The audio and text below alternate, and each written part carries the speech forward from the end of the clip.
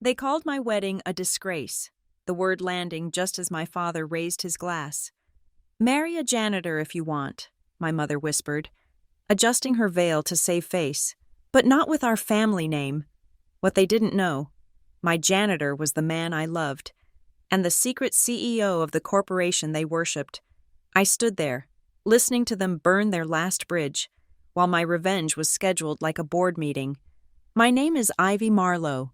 I am 29 years old, and my title is Head of Risk Management at Vanderveer Capital, in the polished, steel and glass ecosystem of Harbor Ridge. My job is to quantify disaster. I translate panic into percentages, chaos into columns on a spreadsheet.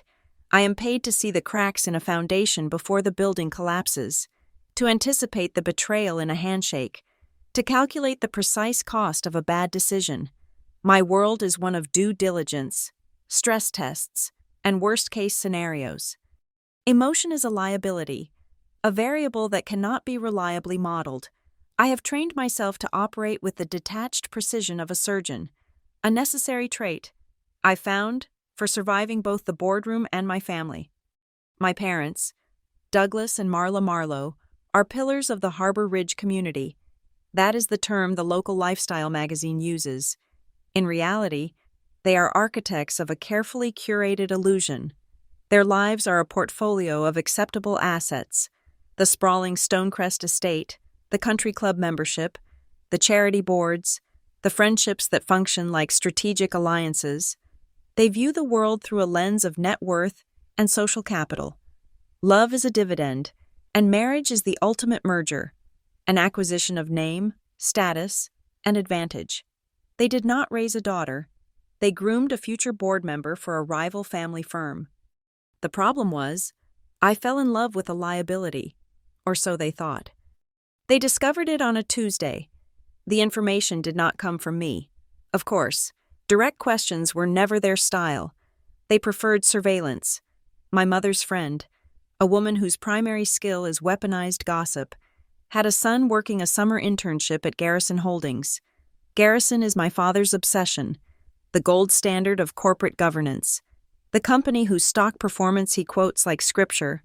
The intern, eager to please, had mentioned seeing my fiancé, not in a meeting, not in an office. He saw him on the 40th floor after midnight, pushing a cleaning cart. He was, in the intern's words, a janitor. The summons came via text message from my mother. Family dinner, Friday, 7 sharp, formal. The dining room at Stonecrest is a theater of intimidation. A long mahogany table, polished to a mirror shine, reflects a crystal chandelier that drips light like frozen tears. The air is heavy with the scent of lemon oil and disapproval. My aunt and uncle were there, enlisted as silent jurors. We moved through the pleasantries with the stiff choreography of a practiced lie. We spoke of the market, of a recent gala, of anything but the reason we were all there. My father, Douglas, pontificated on Garrison Holdings' latest earnings report, praising its CEO, a man he'd never met but revered, for his fiscal discipline. Then my mother, Marla, placed her wineglass down. The soft click echoed in the silence. From her handbag, she produced my wedding invitation. It was a simple, elegant thing of cream cardstock and charcoal ink.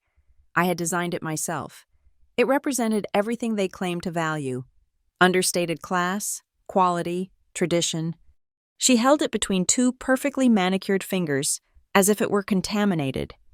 "This," she said, her voice low and dangerously calm, "arrived today." My uncle shifted in his chair. My aunt studied a spot on the ceiling. "It's very minimalist," Marla continued, the word minimalist carrying the weight of an insult. "There's no mention of the groom's family, no hint of his standing." I kept my expression neutral. A risk manager does not show their hand. His parents passed away, and his standing is not something that fits on an invitation. Her smile was a thin, bloodless line. "We are aware of his standing, Ivy, or rather, his lack of it. We had a report from a reliable source. He works the night shift at Garrison Holdings." She paused for effect, letting the words hang in the air.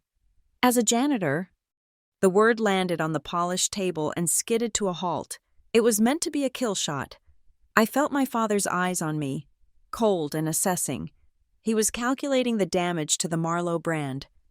"You're embarrassing us," my mother said, her voice barely a whisper, but it cut through the room like a razor. And then she did it, with a sharp, deliberate motion. She tore the invitation in half. The sound of ripping cardstock was brutally loud. She tore the two halves again.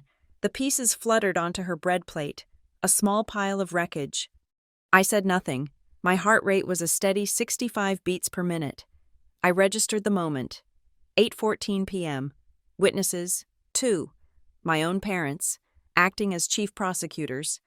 I catalogued the expression on my mother's face.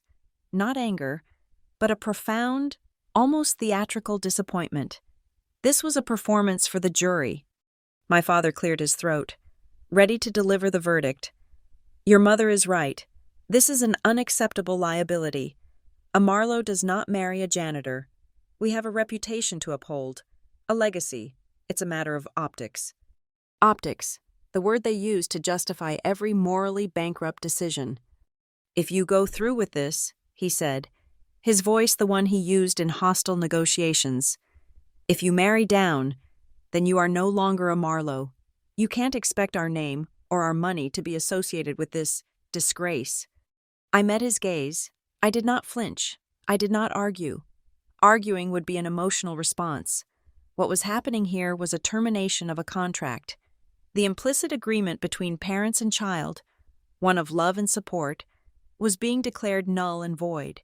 They had just revealed their terms, and I, a risk manager,